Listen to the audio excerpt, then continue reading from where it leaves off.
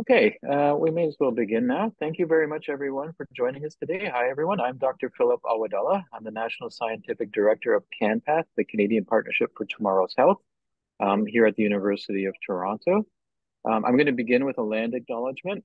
We acknowledge the traditional territories of the Mississauga of the New Credit First Nation, Anishinaabe, Wendat, Huron, and Haudenosaunee Indigenous peoples on which the CanPath National Coordinating Center at the University of Toronto now stands.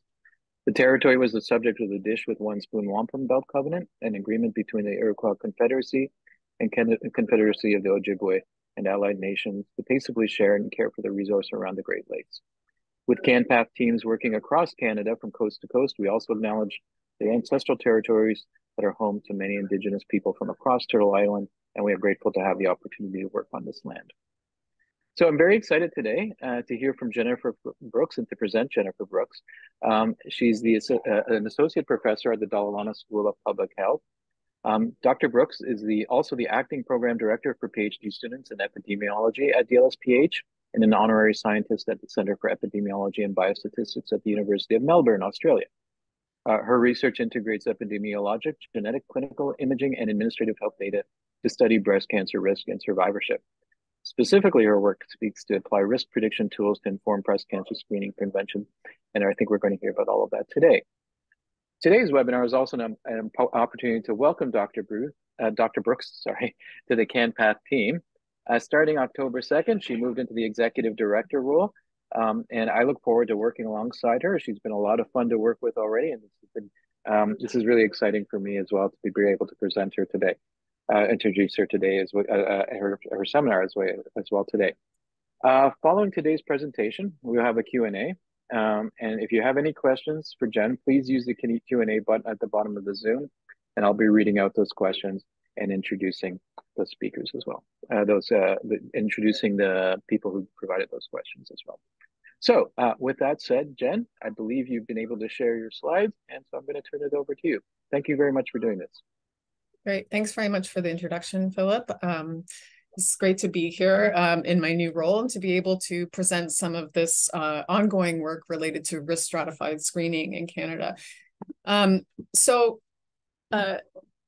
the landscape for breast cancer in Canada is probably something that most of you are familiar with. The biggest thing that I wanted to point out from this slide is that mortality is significantly improved when we're diagnosing cancers at early stages. And this is where screening comes in.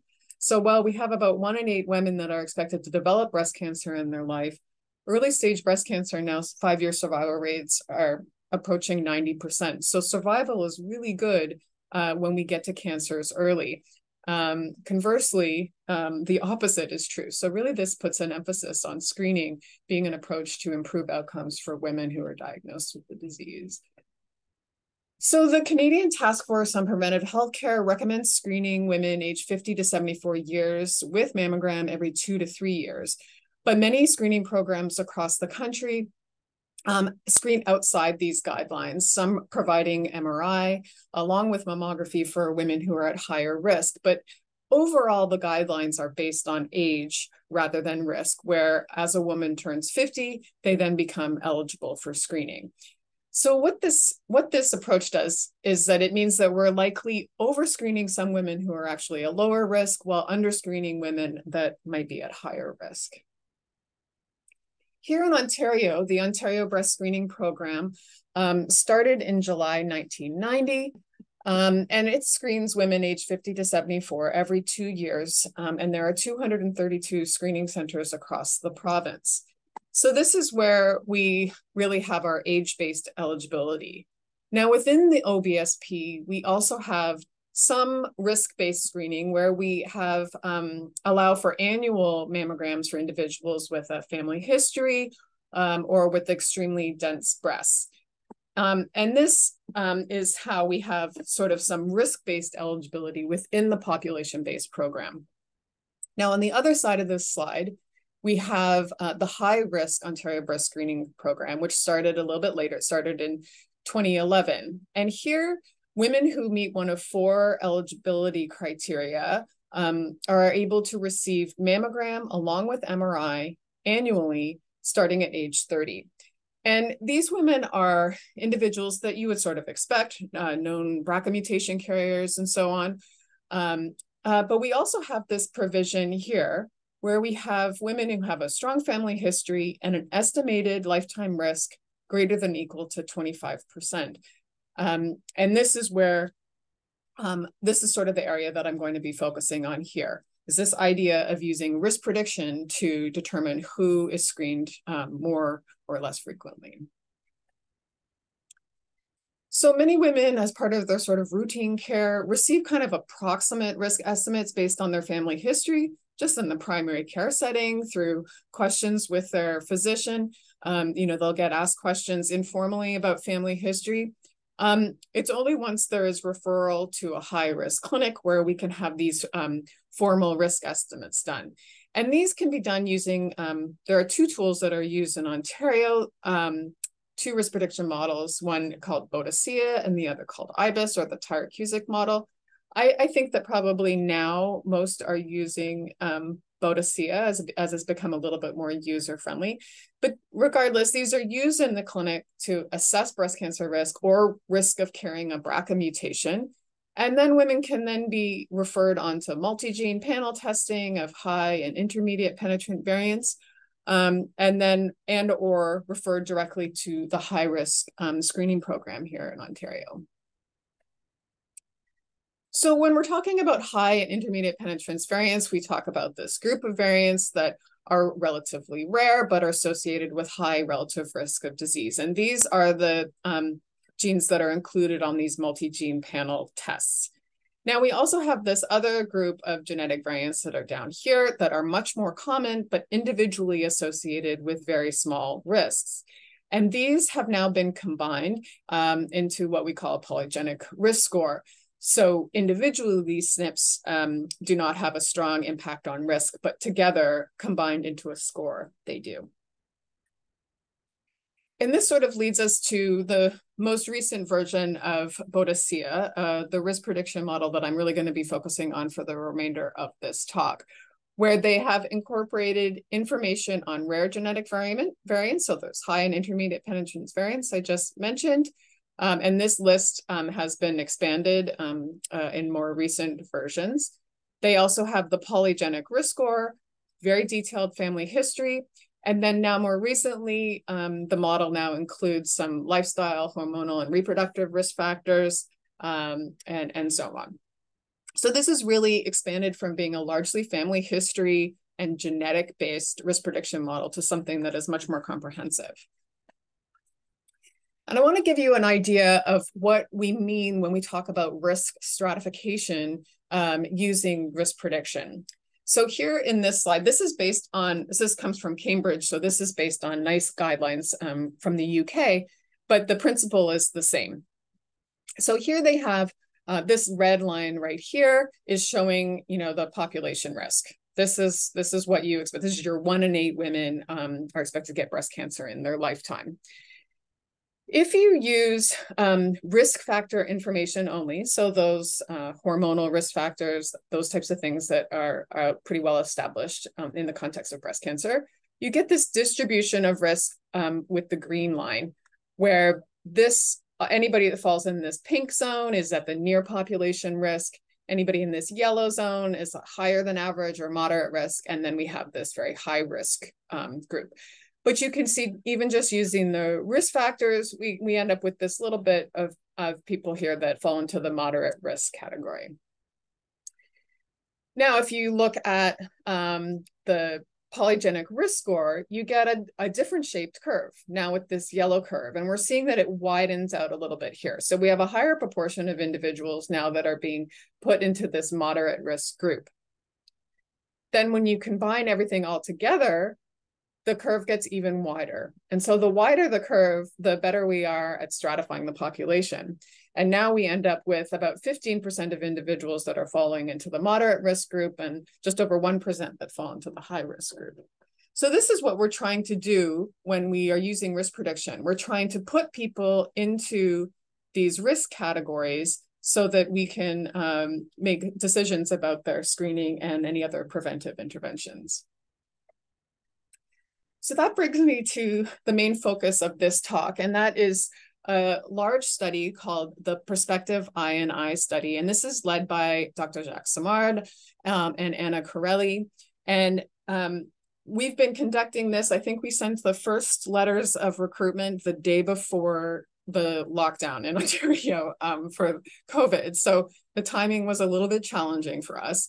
But this is a really large scale project that involves multiple activities, from doing some more sequencing for identifying new rare variants, sort of improving the risk prediction tool and the model itself. And I'm really going to be focusing, the bulk of this talk is going to be on some of the activity related to the risk prediction model, but then actually our work in activity 3, which is our pre-implementation study, where we are actually recruiting women, collecting the information needed to estimate their risk, calculating their risk, communicating that risk, and following them up over time. And the goal of this program is really to determine the optimal approaches for implementation within the Canadian healthcare system in a cost-effective way. Okay, so I'm going to start with activity 2. And I can summarize sort of at least my part of this activity as sort of Canadianizing the algorithm. So the algorithm that underlies Boadicea, the data that has gone into that has been largely developed in European populations. And so we wanted to check and make sure that the algorithm performs well within the Canadian context. And so this involved a series of activities related to calibrating this tool. So looking at prevalence estimates of the risk factors, and the magnitude of the association between these risk factors within the Canadian context, so we can put Canadian specific metrics into the algorithm to make sure that we're accurately estimating risk within our population. And this is work that we've been doing with CanPath, along with US National Cancer Institute funded project called Confluence. So CanPath, as you likely know, is a national cohort of over 330,000 Canadians. And so we were trying to use this population as a way of sort of comparing the estimates that go into the Boadicea model, the prevalence assumptions, and the magnitude of the associations, to see how they compare to what we can see in the CanPath study.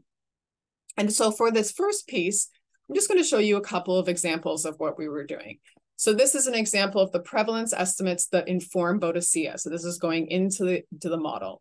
When we look in CanPath, we see, this is for BMI, sorry, we see some variability, but largely, it's looking very similar. To double check things, we pulled also the similar data from the Canadian Community Health Survey, and we can see that we're actually seeing very similar estimates between CanPath and CCHS. So we can feel pretty confident in this, some of these differences in the distribution. So this is something that we can then feed into Boadicea to update that model to what the distribution looks like here.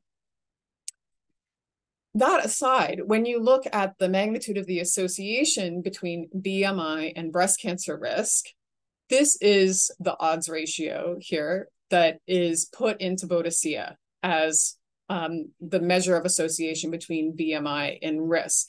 And you can see when we use CanPath cases and controls, our estimates are almost identical.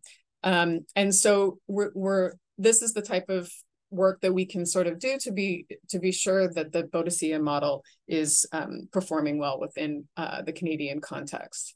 We saw similar results when we looked at age at menarche. So these are the CanPath estimates, and these are the Boadicea estimates. And you can see again that things are really quite similar. So these were sort of nice checks for us. This one is for live births, and again, looking really similar to the estimates that feed into Boadicea. So this tells us that we don't have to do a ton of modifying of the Boadicea algorithm, at least within the context of those breast cancer risk factors. We are still in the process of working on prospectively validating the Boadicea model. And some of this is being done through a collaboration between CanPath and Confluence. Now, the Confluence Project is a mammoth effort being led out of NCI, where they're proposing to genotype over 300,000 breast cancer cases and over 300,000 controls, really oversampling to include a diverse population. So the majority of genome-wide association studies and so on that have been conducted in breast cancer have been conducted in European populations. And so this effort is really to expand upon those existing genetic data to include a more diverse population. And so it became at this point, where they're at with this, their goal is to have the genotyping done by the end of this calendar year. They've already done a tremendous amount of work with almost 300,000 cases and over 200,000 controls. We have within that, CanPath has contributed about 1,000 cases and 1,300 controls. And this is CanPath data contributing data within 5 consortia, 224 studies. So it's a really huge effort, and I'm really proud that we were able to get CanPath data involved in this. So Confluence is paying for the genotyping and will return this genotype data back to CanPath and to the provinces that contributed data. And the main goal for this work was to get some better estimates outside of the European population, to increase our numbers to be able to identify novel variants associated with risk, and then even extending beyond that, looking at risk of second primaries, looking at genetic variants that are associated with, treatment failure and so on. So it's a really large effort. Okay, so that's one piece of things where we're trying to Canadianize the Boadicea algorithm. The next piece is our pre-implementation study. Now, the objective of this particular activity was to really evaluate the acceptability and uptake of a risk-based approach to screening. And this was being done in Ontario and Quebec. So we aim to recruit about 5,000 women aged 40 to 69 at OBSP screening sites or in Quebec. And this was through December 2021. So I mentioned just as the pandemic was starting through December 2021. And in Ontario, anyway, we excluded individuals that were already part of the high-risk OBSP. So we're really focusing on women that were not captured within our current program. This involved extensive data collection. So we had a baseline questionnaire that collected all of the information needed for risk estimation. We also collected their mammogram report so we could get information about breast density. And they were sent a saliva collection kit so that we could get DNA to get information about the polygenic risk score. And this, the polygenic risk score, we developed a test, Tracy Stockley did at UHN. And this is a clinical grade test that allows us to then return results to the individuals that are participating in the study. We then had 2 follow-up questionnaires. The second questionnaire was given at the time of risk communication. And then this third questionnaire was done after 1 year of follow-up. And we just finished this questionnaire probably around the end of the summer. So we're really just at the point now where we have all of the data in hand. So we collected all of this information. We have the polygenic risk score. The questionnaire collected detailed family history, demographics. We got the mammogram report for their density. The questionnaire included all of the lifestyle and hormonal factors that go into it. And this then is fed into the CanRisk tool, which is a web tool user interface that implements the Boadicea risk prediction model. And it basically puts individuals in one of 3 risk categories: population or average risk, higher than average risk, and then high risk. And there are multiple outputs that are available. This is actually just the tip of the iceberg, but Boadicea can output 5-year, 10-year risks and lifetime risks. This is just to give you an idea of what the CanRisk tool looks like. It's been operationalized now to have drop-down menus and really trying to facilitate data entry and to make this a more user-friendly, easier to implement within the high-risk clinic when you don't have a ton of time. A lot of this information can also be collected prior to a patient coming into the clinic. Okay, so we estimate these risks. We were basing our recommendations on 10-year absolute risks. And this is sort of each of the risk categories was then associated with a screening action plan. So we have individuals that fall into this average risk blue category, where if they're under 50, no regular screening is recommended. But age 50 to 69, then biennial mammogram is recommended. This is because this project is embedded within existing screening programs in Ontario and Quebec. We have our higher than average risk women who, if they're under 50, they're advised to talk to their doctor about screening. If they're 50 and over, then they are recommended to have annual mammogram.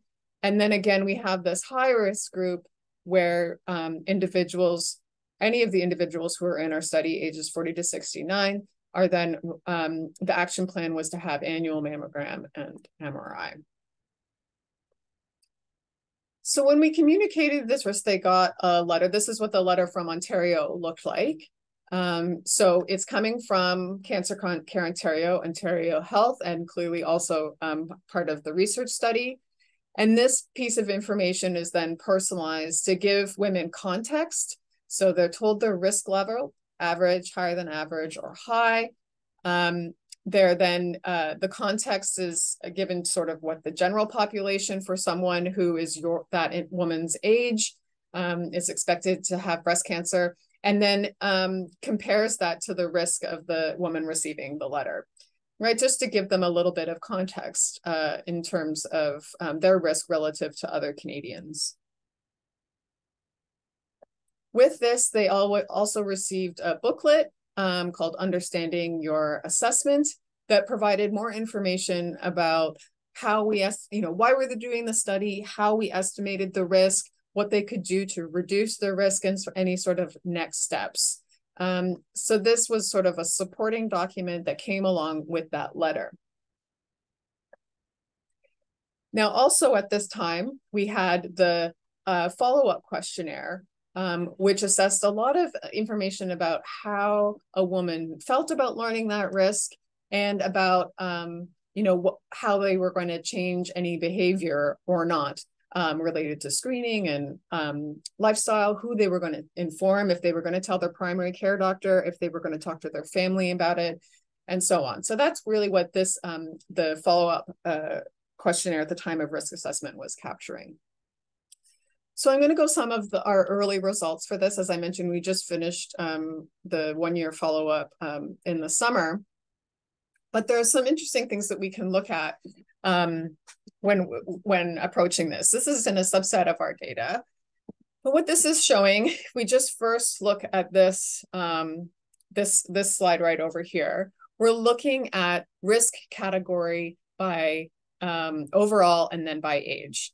So you can see that overall, most women in our study, 79.8%, fell into the average risk group. We had about 16% that were higher than average and 4.4% that fell into the high risk group. And then this was slightly variable depending on the age of the woman participating, with the highest number of individuals in the average risk group being 60 to 69, and the highest proportion in the high risk group being in the younger women, which is not completely unsurprising.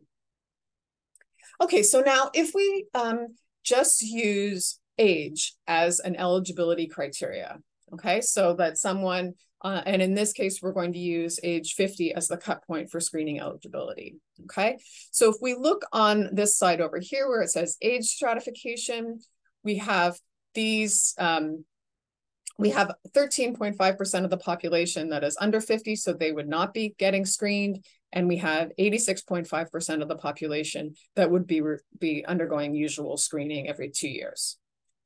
Okay, now when we look at this by risk category, we again let's start looking at the average risk group. So we have 66.7 people, 66.7% of people that are under 50 and they had an average risk, and so they're not getting screened, and that seems appropriate. Then we have these about 82% of women who are getting mammograms every 2 years, and that also seems pretty appropriate. The problem is when you get over here. So here we have these women who are higher than average risk. We have 20% of women who are under 50, and they're not getting any mammograms at this point, right? Under the current guidelines, at least in Ontario. And we have 15% of women who are over 50 who would benefit from having a mammogram perhaps every year. So they're currently being underscreened. And perhaps the most significant group here to think about are these women that are falling into a high risk category, where there are 12.5% of women. These women are not currently being screened. And then we have 3% of women who are should be getting a mammogram along with an MRI, but are currently not. So we have this whole proportion of women that are currently being underscreened based on their risk. You can also look at this based on family history. So if you recall, the OBSP will, and other programs do as well, but the OBSP allows for annual screening if someone has a family history, strong family history, but not enough to put them into the high risk category. So that what that looks like here is that we have about 11% of women who have a family history and should be having a mammogram every year. When you look at this and you break this down by using the Bodicea, there's actually, of these women, 60% of them are actually at average risk and probably would be fine with having a mammogram every 2 years. So these are women that we are overscreening if we use a simple family history-based stratification. We have this group that's being screened appropriately. They're higher than average. They have a family history. They have a mammogram every year. But then we have this other group of people who actually fall into a higher risk group, where they're, even with an annual mammogram, their needs are probably not being met, and so they're still being underscreened. And finally, we have criteria in Ontario to screen women annually if they have very dense breasts. So within our study population, we had 468 women who had extremely dense breasts, or BI-RADS-D breasts. And so under current guidelines, they would be eligible for a mammogram every year in Ontario. Okay, so now if we look over here, we can see that actually about 49% of them are being overscreened based on that recommendation and would be fine with having a mammogram every 2 years. And then conversely, over on this side, we have about 17% of women that actually need more than just annual mammogram because they fall into a high risk group and would also benefit from MRI.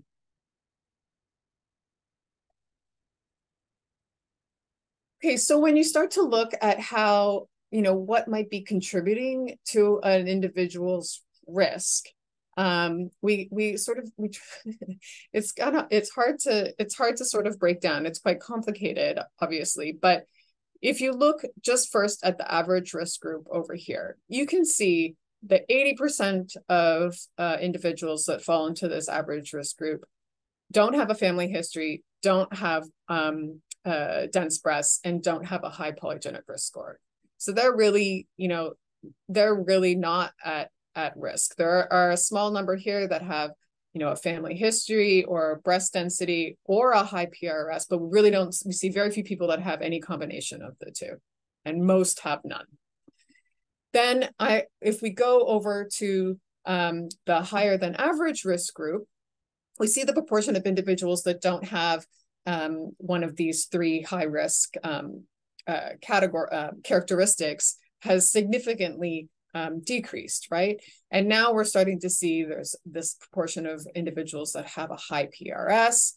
These ones have a family history. These ones have dense breasts, but we start to see increases in these sort of lighter shades of those colors, which are people who have combinations, more than one of those three factors. So for example, this category right here, these are people that have a high PRS and high breast density. And these individuals have high PRS and family history. So we're starting to see a shift up to people having multiple of these high risk characteristics. Then when we move to the high risk group, it gets even more complicated. But the thing to note is that we see an increased proportion of individuals that are having combinations of these high risk categories. Notably, and I think this is, we still have a proportion of individuals who have none of the three high risk things. So that is something I think is worth looking into. Okay, so our follow-up, as I mentioned before, is capturing things like opinions of mammography, acceptability of risk-based screening, acceptability of using genetic information to estimate risk, likelihood of behavior change, risk perception, and anxiety. And these are similar questions are asked at both the time of risk communication and 1 year after follow-up.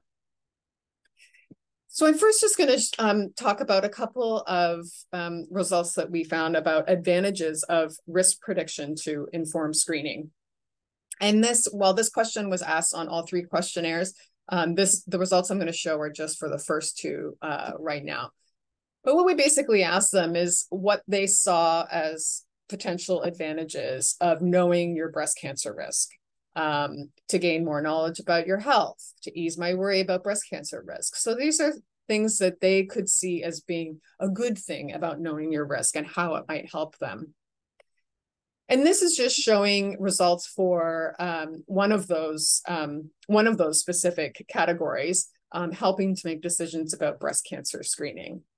And we can see the dark blue here is that they're very likely or likely to consider this an advantage. And we can see that really across the board, even regardless of risk category, we can see that this is widely perceived as an advantage. And this is, when we look at the different types of advantages that we assess, we see similar patterns across the board in that individuals who received their risk largely perceive it as being beneficial. Of course, there also are potential disadvantages of knowing your risk. Getting to know information that they didn't want to know, information that can leave them feeling helpless, information that could cause worry. And when we look at this, the results are sort of a little bit more mixed here, but this proportion, this dark blue proportion, these are the people that are very likely or likely to actually perceive this as a disadvantage.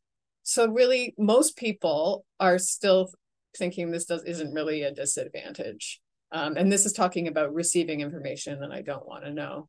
And again, the results, sort of the distribution of where individuals fell and where they thought how this might be a disadvantage was very similar for the different sort of considerations that we looked at. So overall, we were able to see that women largely perceived learning their breast cancer risk as being a benefit, outweighing potential harm. So we do see acceptability of this approach. But where things get a little bit more mixed is when we start asking about behavior change and whether they would be willing to accept more or less screening based on that risk prediction. So on this side over here, this question is asking individuals if they were found to have higher breast cancer risk, would they accept more screening or be screened more often? And across the board, whether overall and by the different risk category, wherever a woman's risk estimation put them, they said, yeah, like if I was at higher risk, I'd be happy to have more screening. Where it gets much more mixed is sort of the reverse of that, where if they were found to have low risk or lower than average risk, they're really not open or as open to the idea of being screened less often, with only 20% of individuals really saying absolutely I could I could get behind that. And so we're really seeing a real mix about whether they would actually be willing to accept that.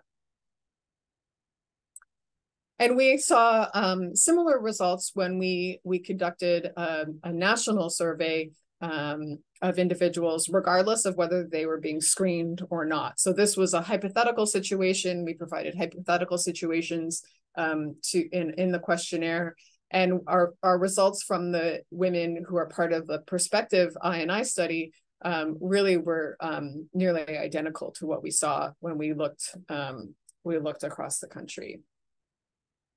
And what's interesting is that when you look at the views of Canadian healthcare professionals, you actually see sort of a similar pattern. So this is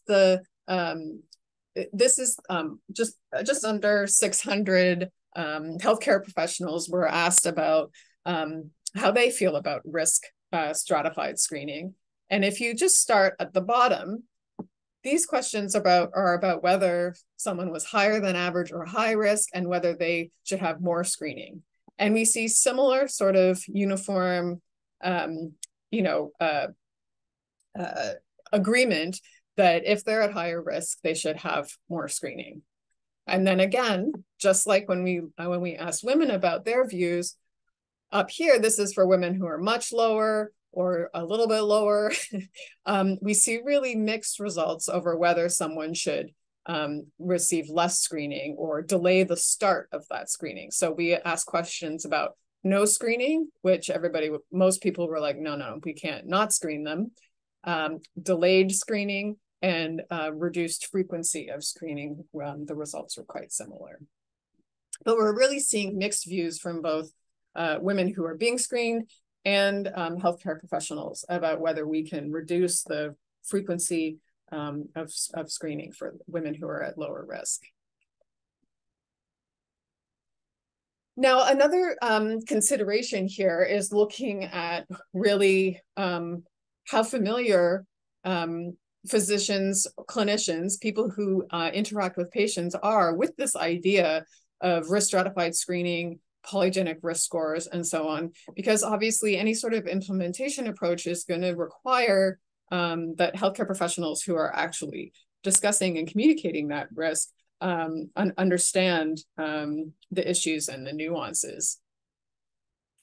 When we look at this is a lot of information. This is from a study of healthcare professionals where it included physicians as well as nurses from different settings, family medicine, oncology, from both Ontario and Quebec and some other provinces, and then they're from different settings.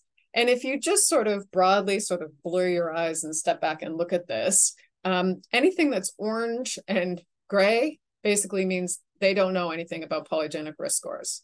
So the orange is very unfamiliar or unfamiliar, and gray is I don't know this concept at all. So there's only a very small proportion of healthcare professionals that feel very familiar or familiar with the concept of polygenic risk scores, and with really higher proportion being sort of in the groups that you might expect, those that work in oncology, those that are physicians, those that were more recently trained perhaps, and those within an academic hospital setting. And so this is going to be a major gap that needs to be filled before we can really expand upon a risk-based approach to screening outside of the context of high-risk clinics. Okay, so this is still very much a work in progress. We're still focusing on developing and trying to figure out the best approach to actually getting risk stratified screening implemented within the Canadian context. But we've also have a bunch of work that will continue beyond the scope of this grant, where we've now created a prospective cohort where we can follow them up through linkage to administrative health data to look at both screening and cancer outcomes. And so this is something that we've already done initially in Ontario, and we're working on doing it in Quebec. And at least the linkage has already happened with the administrative data at ICES. And what we're able to do is actually look at screening behaviors and outcomes after we've given individuals this information about their risk and their screening action plan. And we will be able to follow them up further over time beyond the 1-year questionnaire to assess cancer diagnoses and outcomes. So this work will continue. We are also conducting activity 4 is related to an economic evaluation of the implementation of a risk-based approach to screening. And this is work that's led by Nicole Mittman and Michael Wolfson. Really sort of is taking a lot of the information that we've collected as part of our pre-implementation study to feed into costing models and OncoSim and try to come up with scenarios that will be a more cost-effective approach to implementing this, this way of screening. So in summary, we have been addressing patient and provider and health system needs related to the implementation of risk stratified screening. This is still very much a work in progress, but I think we have started to show the benefit of a multifactorial risk prediction rather than focusing on sort of just the family history or just density and so on, that we do better at stratifying when we are really considering multiple factors. Further, we see that women see the benefit, but they're not necessarily willing to accept less screening, and that implementation will require significant training. And this, we are actively engaged with decision makers, those who are leading screening programs, those who deliver screening programs, and this is also ongoing work. I'd need about 5 slides to show all the people who are involved in this project. It's huge and an amazing team led by Jacques and Anna. And it's really an incredible project that I've been so fortunate to be involved with. And I'd love to hear any questions you have.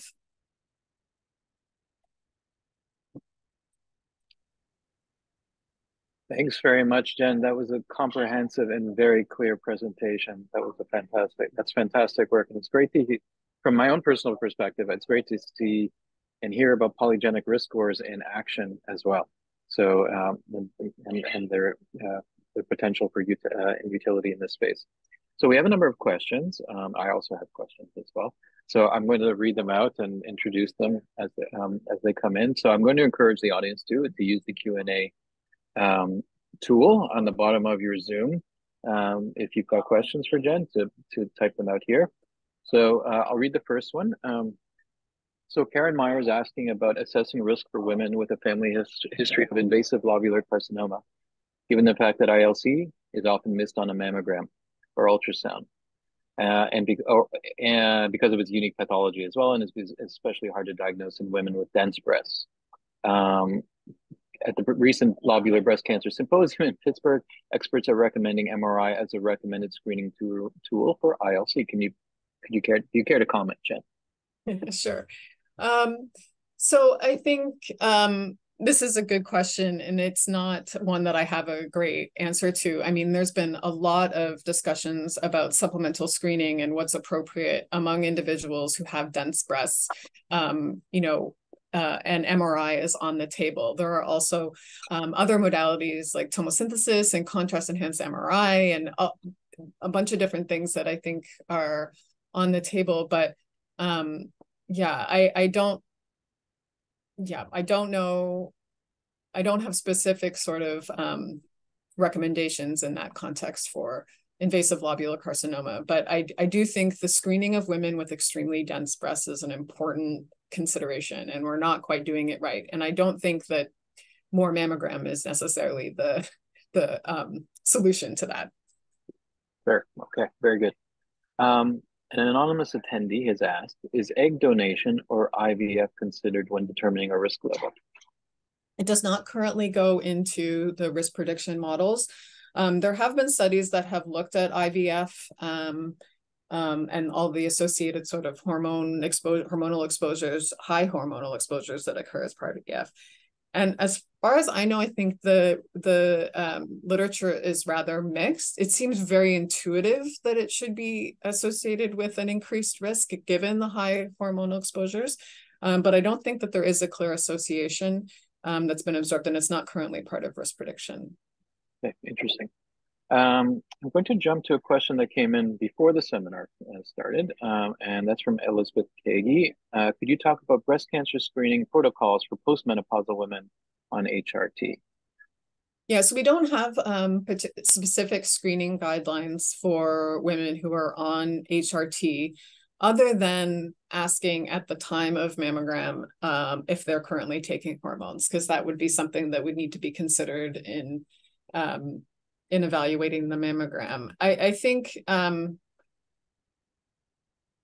yeah, I think that is, the other thing is that outside the context of the OBSP, individuals can have mammograms by referral for their physician. So I think that is something that more happens at the physician level, at the level of the family physician or primary care doctor, where they might refer an individual to have a mammogram outside the context of the screening program, to have a baseline sort of understanding of what the breast looks like before hormone therapy is engaged. Great, thank you, Jen. Geraldine Pryor is asking, any screening modality needs to clearly know that it doesn't cause harm? Are the more frequent mammograms digital, i.e. less radiation now? Yeah, all of our mammograms are digital. And I think, I mean, the radiation exposure that is experienced from a mammogram is really quite low relative to other radiation exposure that it can occur in life, like flying on an airplane or something. So I don't think that the exposure from mammogram is a huge risk. Yeah, I think we're probably okay. Okay. So many questions. Okay. Jason Zhu, thanks for the excellent presentation. I have two questions. In your presentation, 5 years, 10 years, and lifetime risk with the three outputs of the risk prediction model. Wondering how to produce a lifetime risk prediction since the lifetime is varied between individual participant, or what is the definition of lifetime risk? So we'll start with that one. So we had age-specific risk thresholds to determine whether someone was put into which category an individual was put into. So you could see that from there was a slide that I presented that showed the risk categories by estimated risk, and you could see that it wasn't straight lines. It wasn't just this is the group. And so if you think about it, there were a greater proportion of individuals who are young in the younger age group that fell into the high risk group. And I think part of that is really because age is such a major driver of risk. And some of it will depend on when an individual has their risk estimated. So we wanted to be able to say at your age right now, looking ahead 10 years, this is your risk, because that seems to be the most actionable time. But that risk then, of course, will vary. And what is the threshold for that risk will vary depending on how old an individual is. If we have time, I'll come back to Jason's second question. So we're going to try to get to some of these other questions. From another anonymous attendee, do general practitioners or family docs have access to the Bodicea calculator? They don't as part of like clinical care. No, it is, yeah. This is something that is really restricted to the high risk clinics. I mean, they're not all cancer clinics. You know, there are some hospitals where they do this risk estimation is where they do all the risk estimation, you know, for prenatal testing and all of this stuff. So there are more general groups, and then there are more cancer specific groups who are implementing these models.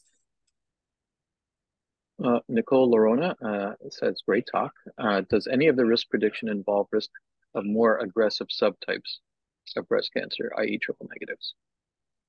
Yeah, so right now, these are not subtype specific risk prediction models. There is quite a bit of work that's going into doing that, especially in the context of polygenic risk scores, where there are being different polygenic risk scores being developed for different subtypes to inform that, because there are you know, different variants that are associated with different subtypes. But there's a similar problem here where most of the work that's been done has been done in at least ER positive expressing tumors, because that's 2/3 of breast cancers. And so part of what's being done in Confluence in having these 300,000 cases and 300,000 controls is that we'll be able to get more robust estimates for risk factors and genetic variants for those different subtypes, because we just have not had really like significant numbers in order to do really solid discovery within rarer subtypes like triple negative. But of course, they have such way of worse outcomes, and they disproportionately impact younger people. And so this is, it's a major area of work. And that's where I guess Confluence can come in with sample sizes, presumably. Yeah. Okay. Actually, would like to. Oh, Guillaume's. I'm gonna ask. I like Guillaume's. I'm gonna read out Guillaume's question. Sorry, Guillaume.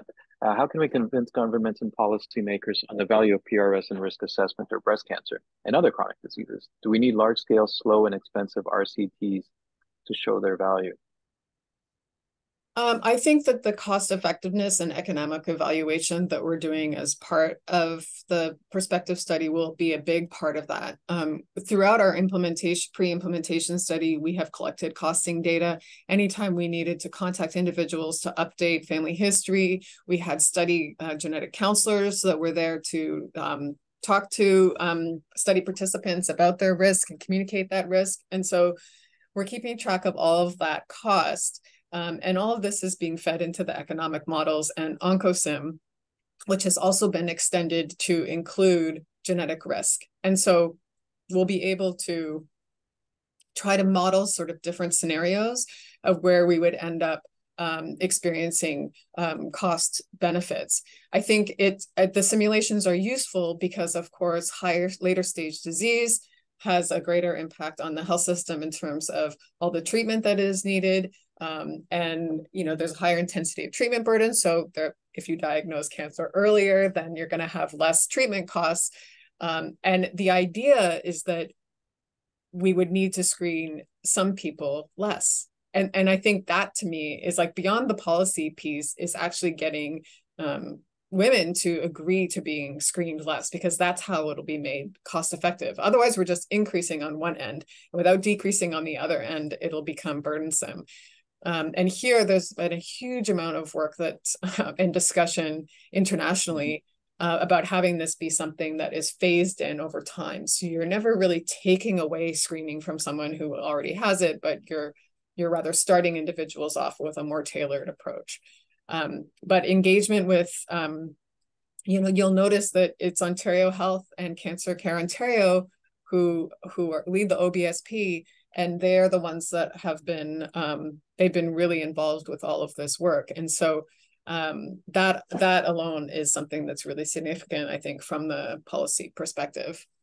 Well, I think related, you're speaking to a point that I think relates to something it's quite topical as well. There was a piece in the Globe and Mail, I think, on the weekend or more recently about pushing screening to earlier with respect to age. And already that's something that we're seeing implemented in the United States.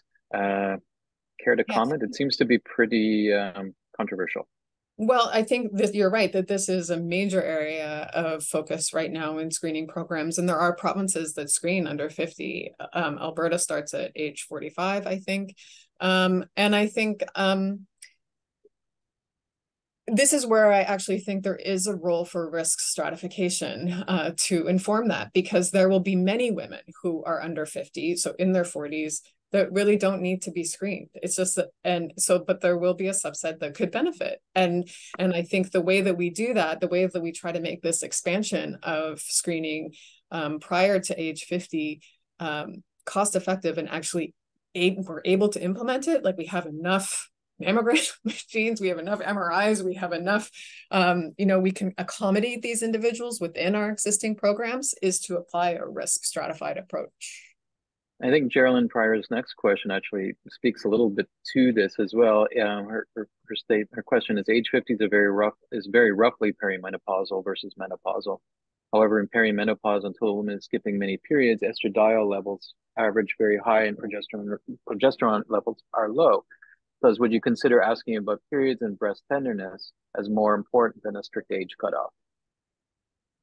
Oh, that's an interesting idea. Mhm. Yeah, I think, that perimenopausal period is so variable for women too, right? It can last 10 years for some. We do ask questions already about, timing of menstruation and things like that at the time of screening. It's an interesting idea to start capturing sort of what could be implied like breast symptoms, like tenderness and that type of thing, to try to get at changes in hormones. That's kind of a good idea. Yeah. So the anonymous attendee is asking about TMS or tomography as a screening tool in the future instead of just 2D for screening. I know there's a lot of work being done in this space, but I don't have a lot of insight on exactly what's being done within the OBSP or Uh, in other provinces. So sorry, can't comment on Jen, we're doing great. We have 3 minutes left and we still have two more questions. that. So I think Okay. we're going to hit this right. Is there a way to calculate the number of years of life increase in the population if the proposed screening tool were used? Yeah, I think that that's part of the work where we're following up through linkage to administrative health data.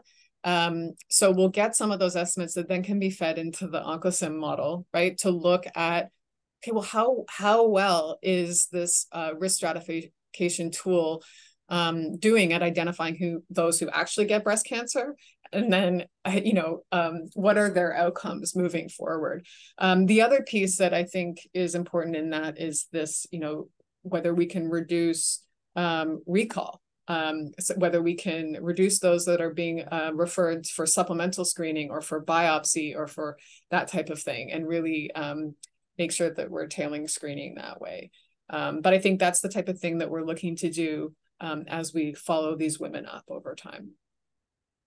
So Steve Narod's asked a question. I think it's somewhat related. Does this to your last point, but specifically around preventative measures such as mastectomy and tamoxifen? Have you thought about that in the context of some of your work with respect to risk prediction and or reduction? Yeah, that's a really complicated question because there are so many things that go into determining whether someone is going to have mastectomy, for example, preventatively, like a prophylactic mastectomy. But I think there could, we right now we're only using 3 categories, and that was on purpose in one way. But we could also look at those that are at very high risk, and this is something that we could do now, I guess, right? Because this risk estimation is already being done in the high risk clinic, so we could look at those that are at some really high level of risk that tells us how urgent things are and how quickly we need to respond with things like tamoxifen or prophylactic surgeries, because this, there is a push and it becomes really challenging, especially when you're talking about young women who are still in childbearing ages and they want to have families. Yeah, so that's, I think, really, really complicated, but something that would be cool to look at. Thanks for that question. Um, and we are exactly at the hour. So I'm going to thank you, Jen. This was a great presentation, and you got through a whole lot of questions comprehensively as well. So I think this has been very informative, and I've learned a lot from today's presentation as well. So again, thank you very much.